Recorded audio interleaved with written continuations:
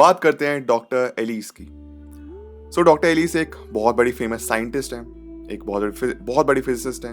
लोग उनको पसंद करते हैं, उन्हें काम की तारीफ होती है, वो बहुत सक्सेसफुल है। हर चीज़ हासिल करी, जो भी उनकी रिसर्च रही, जो भी उनकी डेवलपमेंट रही, वो काफ़ी ज़्यादा ह्यूमैनिटी के लिए हेल्पफुल रही। हर चीज़ में उन्होंने नंबर 1 पोजीशन हमेशा बचपन से लेकर अभी तक हासिल की है, और वो खुद ही बहुत खुश है अपनी लाइफ को लेके। बट डीप डाउन इनसाइड वो जब रात को सोती हैं तो अक्सर सोचती हैं कि क्या वाकई में खुश हूं मैं एक साइंटिस्ट बनके। ऑल दोनों ने सब कुछ अचीव कर लिया, उनका करियर बहुत ज्यादा सक्सेसफुल है। उनको अक्सर बुलाया जाता है लेक्चर्स के लिए, अवार्ड फंक्शंस में, बहुत जगह उनको बुलाया जाता है स्टूडेंट को मोटिवेशन देने के लिए। बट फिर भी वो खुश नहीं है अपनी लाइफ में। डॉक्टर एलिस की खुद की फैमिली है, बट वो अपने करियर को लेकर खुश नहीं है, despite career being so strong. तो अक्सर सोचती हैं कि मैं क्या साइंटिस्ट बनना चाहती थी, क्योंकि उनका जो बचपन का ड्रीम था तो बचपन में मर गया था। दरअसल वो सिंगर बनना चाहती थी, पर उनके पेरेंट्स ने कहा कि सिंगर थोड़ा हो सकता है सक्सेसफुल हो सकता है ना सक्सेसफुल हो, तुम पढ़ाई में अच्छी हो, तुम्हारा तेज दिमाग है, तुमको इस फील्ड में पढ़ाई में आगे करना चाहिए। और धीरे धीरे बढ़ते बढ़ते उनका जो बचपन का ड्रीम था सिंगिंग का, वो मरता चला गया और वो साइंटिस्ट बन गई। तो अक्सर वो सोचती हैं कि काश ऐसा हो पाता कि मैं सिंगर बन पाती, अगर मैं सिंगर बनती तो मेरी लाइफ कैसे होती। और ऐसे ही सोचते सोचते वो सो जाती है।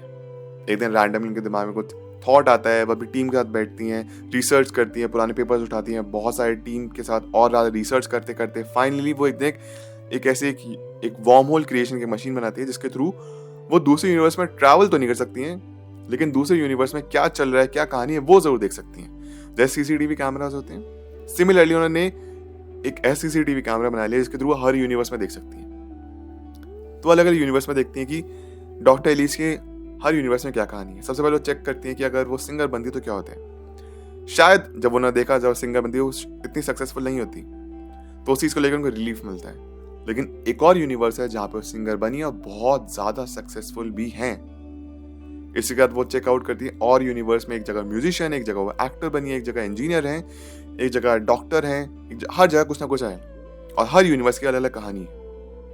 और डॉक्टर एलिस मुस्कुराती हैं, खुश होती हैं कि ठीक है, इस यूनिवर्स में भले ही नहीं बट किसी ना किसी यूनिवर्स में मैंने अपने ड्रीम को परस्यू किया एंड जो मैं बनना चाहती वो बनी। ये डॉक्टर एलिस की कहानी, जिसको हम मल्टीवर्स की कहानी भी कह सकते हैं।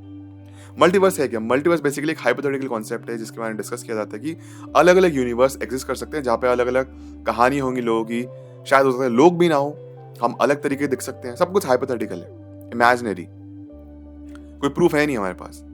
मूवीज में दिखाया जाता है मसाला के थ्रू, लेकिन रियल में we don't have any concrete evidence of that. और हो सकता है अलग अलग यूनिवर्स है तो उनके यूनिवर्स की अलग कहानियां हो, अलग हिस्ट्री हो, अलग लॉज ऑफ फिजिक्स हो, नेचर के लॉज अलग हो, वहाँ पे प्लैनेट अलग हो, सब कुछ अलग हो।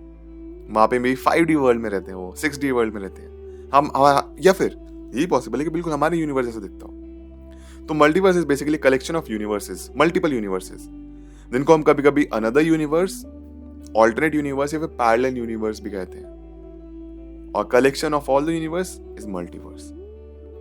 लेकिन जब मल्टीवर्स क्रिएट होते हैं ना, इनका कुछ पैराडॉक्सेस भी क्रिएट होते हैं। जैसे अगर आपने पास में जाके कोई चीज चेंज करी तो आप मे बी उस यूनिवर्स का पार्ट नहीं रहेंगे, आप एक और यूनिवर्स में आपने एक जन्म दे दिया उसको।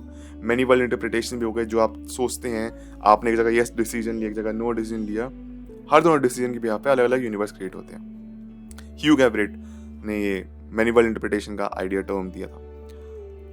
लेकिन प्रॉब्लम ये है, इसके द मेजर प्रॉब्लम ऑफ ये जो पैराडॉक्सेस क्रिएट होते हैं ना, वो ये है कि इतने सारे यूनिवर्स हैं, इनको काउंट कैसे किया जाएगा, कैसे काउंट करें, क्योंकि हमें नहीं पता शुरुआत कहाँ से करनी है, बिगिनिंग क्या है यूनिवर्सेस की, ओरिजिन क्या है और कौन सा एंड है। एंड अगर इतने सारे यूनिवर्स एग्जिस्ट करते भी हैं तो शुरुआत कहाँ से हुई है, कैसे क्रिएट हुआ है पहला यूनिवर्स, या फिर सारे यूनिवर्स एक साथ पॉप अप हो गए, हर जगह एक साथ बिग बैंग हो गया अलग अलग यूनिवर्सेस में। ये सबसे पहली प्रॉब्लम है कि अगर यूनिवर्सेस हैं, मल्टीपल यूनिवर्सेस, तो उन्हें काउंट कैसे करेंगे। एक और पैराडॉक्स है, तो वो कहता है कि paradox of the universes that can not be a part of the multiverse. Imagine करिए आपके पास एक बॉक्स है, अब 5 या 6 साल के बच्चे हैं, आप 5 या 6 साल के बच्चे हैं, तो बचपन में उनको क्या चाहिए था, खिलौने चाहिए, टॉय चाहिए होते हैं। इमेजिन करिए आपको एक ऐसा बॉक्स मिला है जिसमें दुनिया के सारे टॉयज एग्जिस्ट करते हैं, सारे के सारे। आप तो खुश हो जाएंगे, राइट? आपको सब कुछ मिल गया, बच्चे को खिलौने चाहिए, जो हाथ डाला जो खिलौना चाहिए वो बाहर मिल गया, लेकिन फिर भी उस बॉक्स में एक ऐसा खिलौना जो कि फिट नहीं हो सकता। और वैसे ही ऐसे बहुत सारे यूनिवर्स में एक यूनिवर्स ऐसा हो सकता है जो उस मल्टीपल यूनिवर्स का या फिर मल्टीवर्स का पार्ट नहीं बन सकता है। वो तो फिर वो यूनिवर्स हुआ क्या? अगर एक ऐसे यूनिवर्स बहुत सारे collection of universe multiverse exist करते हैं, लेकिन फिर भी एक ऐसा यूनिवर्स है जो कि इसका पार्ट नहीं बन सकता है। कोई रीजन है, कुछ फ्लॉज हैं, उसको काउंट नहीं कर सकते। जैसे सोलर सिस्टम में 9 प्लैनेट्स एक टाइम पे, अभी 8 प्लैनेट बोलते हैं। प्लूटो सोलर सिस्टम में होते हुए भी उसका पार्ट नहीं है, डॉर्फ प्लैनेट कहते हैं उसको। सिमिलरली मल्टीपल यूनिवर्सेस में एक यूनिवर्स ऐसा होगा जो कि उसका पार्ट नहीं बन सकता है, and this is a paradox of universe. अब बात करते हैं कि काफी इंटरेस्टिंग फिनोमेना के बारे में, the Boltzmann brain paradox. Imagine करिए आप कुछ काम कर रहे हैं, कुछ भी खाना खा रहे हैं, सडनली आपके सामने एक मैजिकल ब्रेन, एक दिमाग आ जाता है। सडनली 1 सेकंड में पॉपअप होकर आपके सामने ब्रेन आया। उस ब्रेन के पास आपकी सारी इन्फॉर्मेशन है, आपने क्या खाना खाया, आपने कल क्या किया, आपने परसों क्या किया, आप क्या करते हैं, हर चीज जो बेसिकली आपकी लाइफ है वो उसके पास भी है, हर चीज। और फिर वो गायब हो जाता है। अब इसका मतलब ये है कि यहाँ पे ऐसा शायद डिस्कस किया गया, जो हम ह्यूमंस हैं ना, हम भी ब्रेन है, मैजिकल ब्रेन्स हैं जो कि यूनिवर्स के एनर्जीज के फ्लक्चुएशन की वजह से आए हैं, और हम भी एक दिन डिसअपियर हो जाते हैं। फ्लक्चुएशंस में आए, कुछ मेमोरीज थी और डिसअपियर हो गए, और लॉन्ग लास्टिंग यूनिवर्स का पार्ट नहीं है।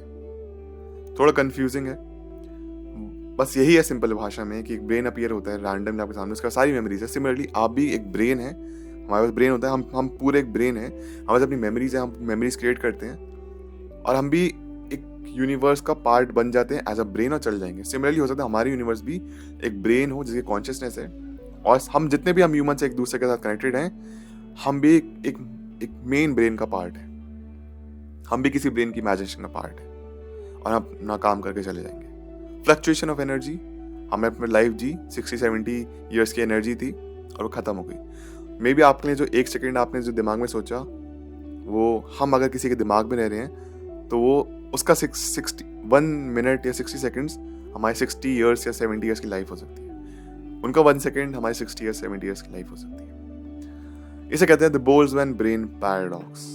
Are we the real people living in the long-lasting world, or could we be those magical brains with made-up memories? So, इसलिए हाइपोथेटिकली यहाँ पे बात की जाती है मल्टीवर्स की, कोई कॉन्क्रीट एविडेंस है नहीं, और अगर मल्टीवर्स है तो उसके बाद फिर पैराडॉक्सेस भी क्रिएट होते हैं अलग अलग। सो ये थी आज की वीडियो, ये था आज का topic. I hope you enjoyed. आपके पास अपने कुछ थॉट्स होंगे, आप कुछ शेयर करना चाहते हैं, आपने कुछ कहानी पढ़ी हो, anything that would like to share, please मुझे कमेंट्स में जरूर शेयर करिए। और अगर आप मेरे साथ सोशल मीडिया पे कनेक्ट कर जाते हैं, लिंक डिस्क्रिप्शन बॉक्स में, नहीं तो यहाँ पे अपीयर हो रहा होगा, आप मेरे साथ कनेक्ट कर सकते हैं। Thank you so much for watching this video. Take care, bye.